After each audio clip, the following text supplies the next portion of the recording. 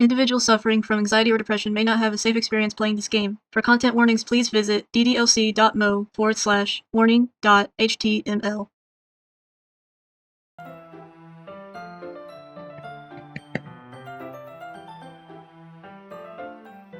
Another day passes, and it's time for the club meeting already.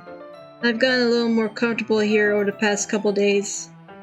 Entering the club room, the usual scene greets me. Breaths! Welcome back, Milo. Hi, Yuri. And your one tit.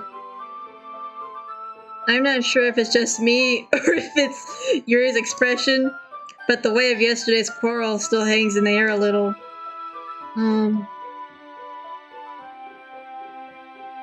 Yuri glances over his shoulder, looking around the room. Natsuki is reading manga at her desk. And surprisingly, Monika isn't here yet.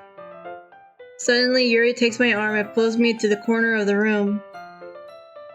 About yesterday, I really need to apologize. Nothing like that has ever happened before. And something just came over me, I guess. I wasn't acting mentally sound. Please don't think we're usually like this. Not just me, but Natsuki as well. Yuri, I'm happy that you were considerate and apologized. You don't have to worry too much. Even though I've only been here a couple days, I could tell something was off yesterday. Maybe we were just a little extra sensitive because it was our first time sharing poems.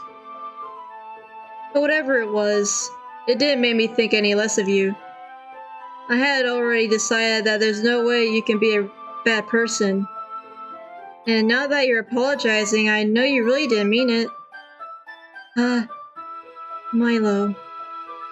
Don't say those kinds of things so frankly. They made me a little too happy.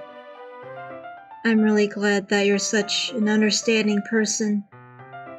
And I'm really glad you joined this club. Everything is a little bit brighter with you around and... Sorry, what am I saying right now? I just... Hey, have you guys seen Mannequin? No, I haven't. I don't know if I read the... I might have been doing my Yuri impression. I was also kind of wondering where she was. Man, Yuri, I'm guessing you haven't either. Yuri's clearly taken aback by how calmly Natsuki is addressing her. No, I haven't. Jeez, this isn't like her at all. I know it's stupid, but I can't help but worry a little bit. What? Why are you looking at me like that? Natsuki, about yesterday. I just wanted to apologize. I promise I didn't mean any of the things I said. And I'll do my best to stay under control from now on. So, Yuri, what the heck are you talking about? Did you do something yesterday? Huh? Jeez. Whatever's on your mind, I'm sure it was nothing. I don't even remember anything bad happening. You're the kind of person who worries too much about the little things, aren't you? But... Mibbles, sailcloth, blindside, lifeline, and then... Reciprocally offered... Serenade... I'll accept your apology anyway if it helps you feel any better about it. Besides, it's kind of nice to hear since I was always afraid you secretly hated me or something like that. No, not at all. I don't hate you. Well, you're kind of weird, but I don't hate you either. Natsuki turns to me. You're still on trial, though. Hey! Suddenly, the door swings open. Sorry, I'm super sorry. Ah, there you are. I didn't mean to be late. I hope you guys weren't worried or anything. Nah. Well, Natsuki was. I was not. What took you so long anyway? Well, my last period today was study hall. To be honest, I kind of just lost track of time. That makes no sense. You would have heard the bell ring at least. I must have not heard it since I was practicing piano. Piano? I wasn't aware you played music as well, Monica. Don't give me more credit than I deserve. I guess I've been practicing for a while, but I'm still not really good yet. Still, that must require a lot of dedication, so I'm still impressed. Well, thanks, Yuri. Boob hair. You should play something for us sometime. That's... Monica looks at me. Well, I am working on writing a song, but it's not quite done yet. Maybe once I get a little bit better, I will. That sounds cool. I look forward to it. Is that so? In that case, I won't let you down, Milo. Monica smiles sweetly. I didn't mean any pressure or anything like that. Don't worry. I was hoping that I could share it with you anyway. I guess that's why I've been practicing so much recently. I see. I'm not sure if Monica was referring to the whole club or just me. In that case, best of luck. Thanks! So I didn't miss anything, did I? Not really. I choose not to bring up anything that the three of us talked about.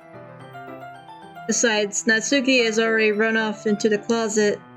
Milo, since your compliments put me in a good mood, I was wondering if you would like to spend some time together today.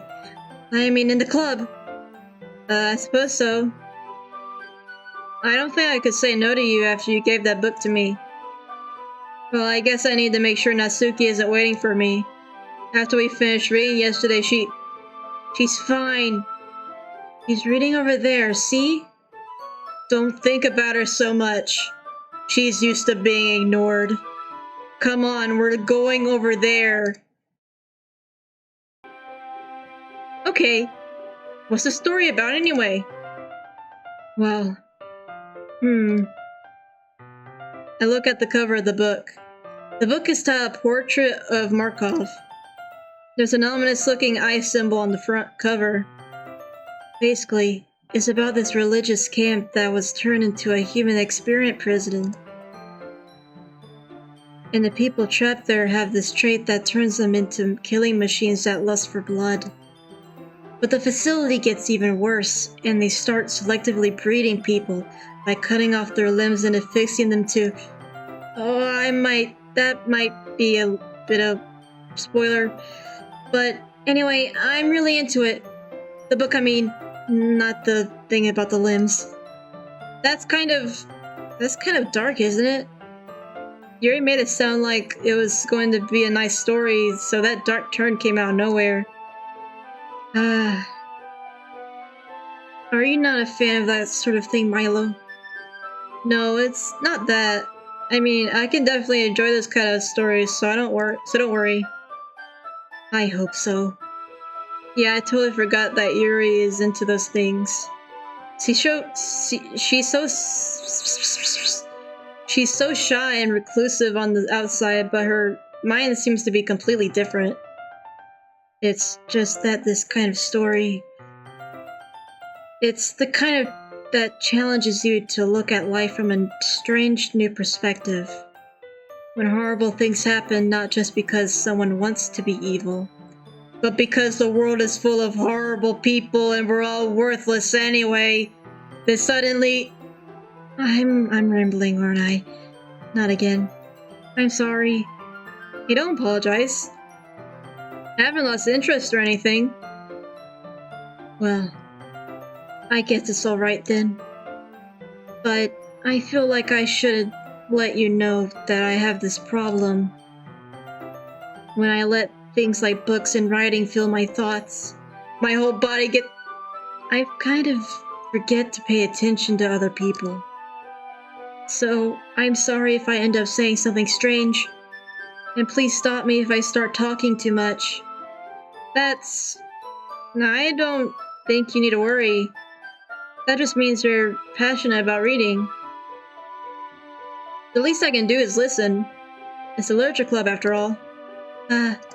That's true. In fact, I might as well get started reading it, right? Yes. I mean, you don't have to, but...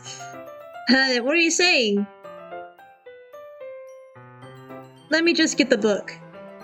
I quickly retrieved the book that I had put into my bag. Alright, it's fine if I stay here, right? I slept into the seat next to Yuri's. Yeah. Are you sure? You seem a little apprehensive. I'm sorry. It's not that I don't want you to. It's just something I'm not very used to. That is, reading in company with someone. I see. Well, just tell me if I end up distracting you or anything. Alright. I open the book and start the prologue. I soon understand what Yuri means about reading in company. It's as if I can feel her presence over my shoulder as I read. It's not a particularly bad thing. Maybe a little distracting, but the feeling is somewhat comforting. Yuri's in the corner of my eye. I realize that she's not actually looking at her own book. I glance over. Looks like she's reading from my book instead.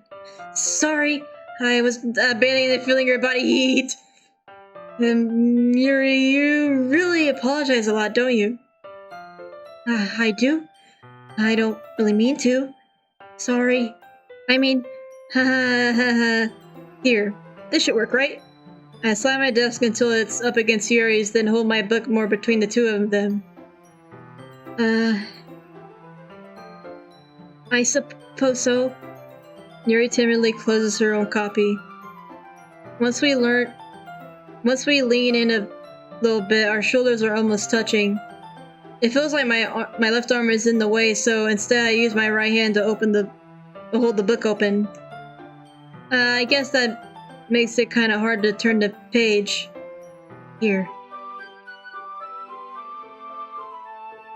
Actual goddess. Yuri takes her left arm and holds the left side of the book between her thumb and forefinger.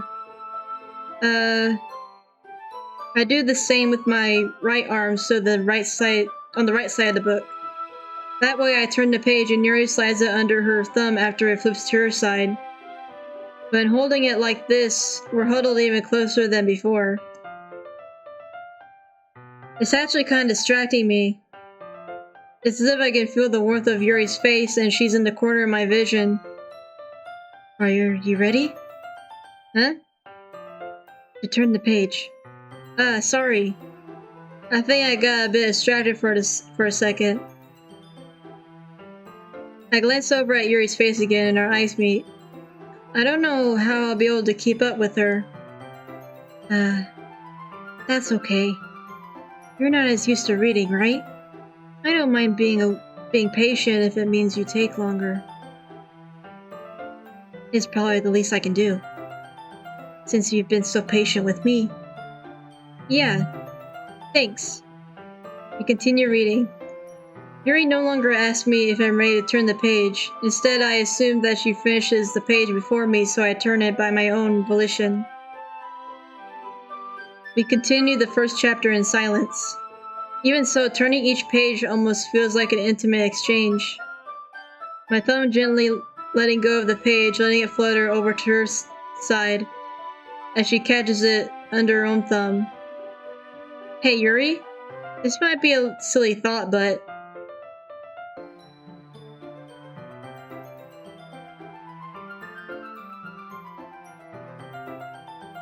The main character kind of reminds me of you a little bit.